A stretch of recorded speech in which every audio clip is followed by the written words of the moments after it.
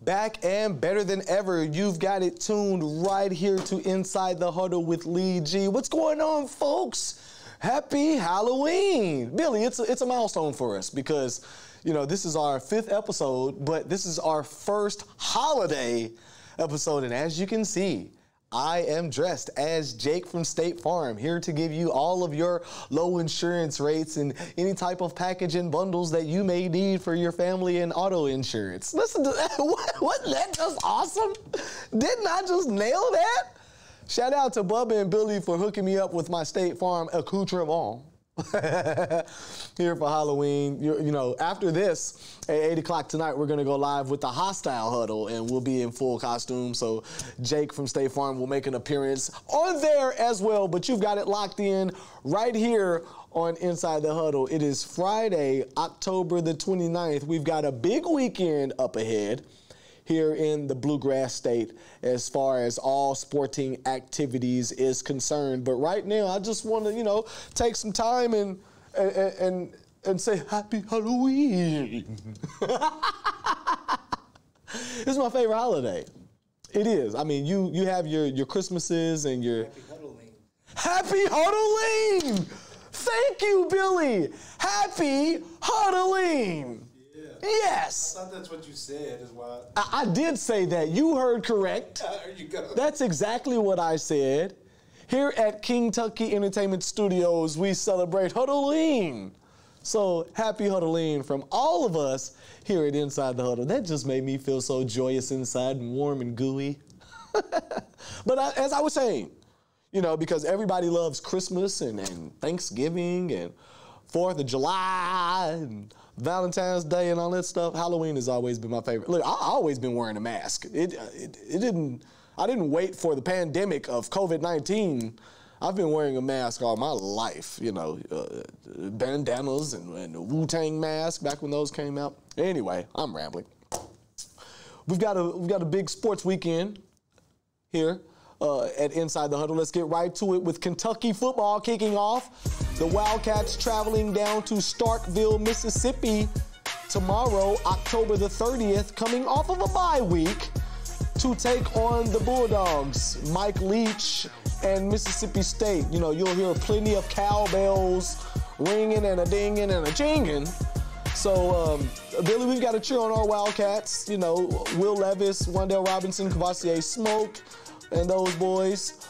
Kentucky has not won in Starkville since 2008. And this being possibly, Billy, quite possibly the best season ever in Kentucky football, you know, one can only assume that this is another milestone. Not a milestone, it's just been 2008, but another door to be kicked off the hinges by the Kentucky football Wildcats.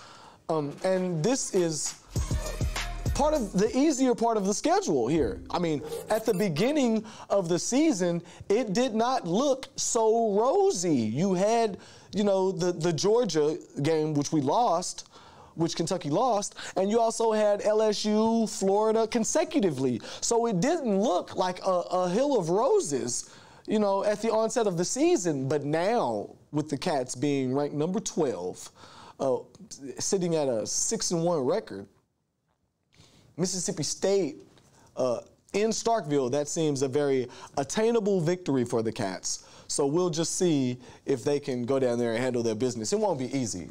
The SEC is it's a dogfight, pardon the pun. Every week, you know, an SEC team doesn't have to be ranked for them to knock your block off. And that being true for the Wildcats as well. Even when Kentucky isn't as formidable as they are this season, there's no easy wins in the SEC.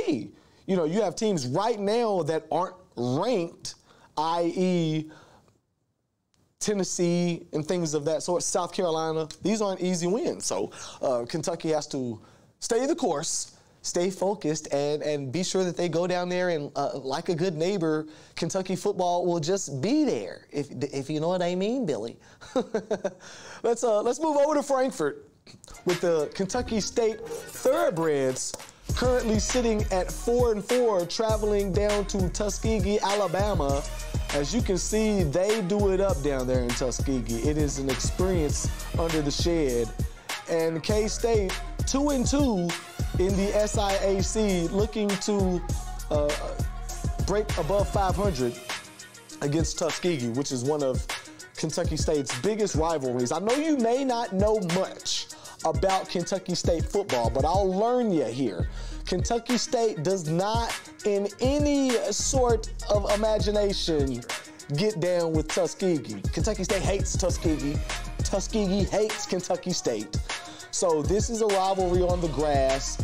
Right now, Tuskegee is sitting with an overall record of 3-5 and also at 2-2 in the conference. So this is a tiebreaker of sorts right here for K-State to go to the higher ranks of the Western Division of the SIAC. You've got teams like Albany State, Savannah State, Fort Valley State that are sitting in like 8-1, 8-0, 7-1, things of that. So Kentucky State sitting at 4-4 overall and 2-2 in conference in SIAC play, trying to seize this opportunity to go above 500. So me personally and all of us here at Inside the Huddle say, go Breads, say Breads, who you with, and get that victory right there. Billy, you know, I have an affection in my heart for HBCU football. I really think it needs to have its own ESPN channel here in the future. We've got ESPN 1, 2, 3, 4, 5, 6, 7, 8.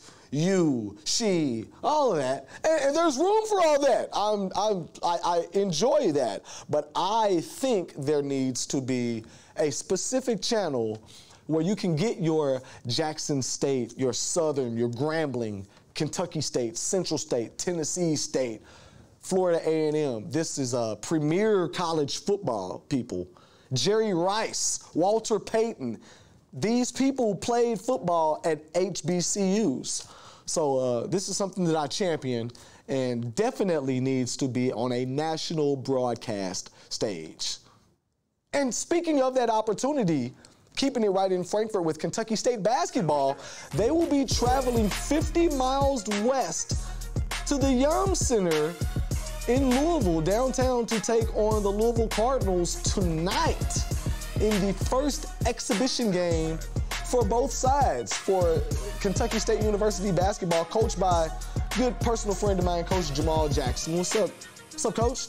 And the Louisville Cardinals, who are looking to rebound amid a lot of controversy these last few years. But Kentucky State basketball, this is big. This opportunity to be seen, you know, when you play against a program such as Louisville, you will be seen on national television. There will be ESPN will be there.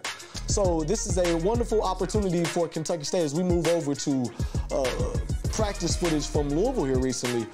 This is a prime opportunity for Kentucky State to seize this opportunity of a national exposure and as a learning experience. We know that Division I Louisville Cardinal basketball is championship caliber basketball. We know that.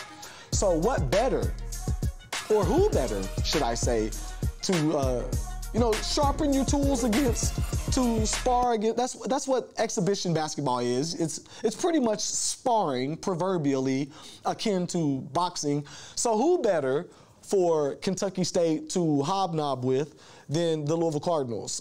And I like this thing that Kentucky State does, Billy. I mean, a year or two ago, Kentucky State was here at Rupp Arena taking on the Kentucky Wildcats. Now they're in the Yum Center tonight to take on the Louisville Cardinals. When you sit amidst two perennial college basketball programs, Lexington, the Kentucky Wildcats, Louisville, the Louisville Cardinals, and right in the middle in Frankfurt, the Kentucky State Thoroughbreds, seize that opportunity to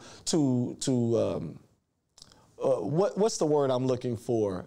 You know, when you're in a big room with a network. Good Lord, Lee. Couldn't think of the word for nothing. To seize this opportunity to network with two championship caliber programs and see what it takes to be in their facilities to see the modus operandi, if you will. That's what MO stands for. If you didn't know, if you've heard the term, that's my MO. Modus operandi of these two programs. And I salute Kentucky State and Coach Jamal Jackson for actively being involved with these exhibition games of these higher programs. And next week, November 4th, Kentucky State travels to Moorhead, Kentucky to take on the Moorhead State Eagles. Now, we will be covering that right here at Inside the Huddle. So, I mean, you've got a lot of activity this weekend for the Kentucky State Thoroughbreds in football and basketball. So kudos to them, and we will see what the outcome is for both of those matchups. Now, keeping it in tune with basketball, the Kentucky Wildcats basketball team also tips off in exhibition play tonight, taking on the Kentucky Wesleyan Panthers. And Billy, my very close personal friend of the show, Ryan Lemon, has been adorning Kentucky Wesleyan garb every day this week. For the last 5 days this week, he pledged that he would wear Kentucky Wesleyan shirts, and we've seen him. We follow him on Twitter. He follows the Inside the Huddle account on Twitter, and it's been really interesting. But now we finally, as the Kentucky Wildcats welcome Kentucky Wesleyan into Rupp Arena tonight. Now tonight we get to see the likes of Ty Washington and see all that he is billed with, that he brings to the court. And I'm interested to see also Davian Mintz and Keon Brooks and these guys. You know, this team that Coach Cal is going to put out on the floor this year, I'll just go out on a limb and say it. They have to live up to expectations. The recruitment is there. The coaching is there. We've got Coach Orlando Antigua back in town. We've got, what's the coach's name? It escapes me. He came down from the University of Illinois, but everybody loves him. What's it, Snoochie or Poochie or, I'm sorry, forgive me. But the coaching is in the line. Billy, we've also got a remake going on with Rupp Arena. The Central Bank Center is a whole new facility now. The stars are aligned. It is now time for Kentucky basketball. The 12 to 15 young men who lace them up and put on the uniform. It's time for you to show up this season. You know, like, Coach Cal has done an exceptional job of repetitively getting teams to the Sweet 16, the Elite Eight, the Final Four, even the championship games so far. But I challenge you, gentlemen, to seize greatness. The opportunity is right there in front of you, and you know it's for the taking. Do you agree? Am I correct in my assertion? Speaking of attaining greatness, have you been watching the World Series here, Billy? I haven't. Well, that's okay. We've been really busy over here. Billy runs the world. You know what I mean? We give him all the props and love for that. But the Houston Astros and the Atlanta Braves are currently tied 1-1 in the World Series. As we go to the action, you know, former Lexington legend Jose Altuve, there he is right there.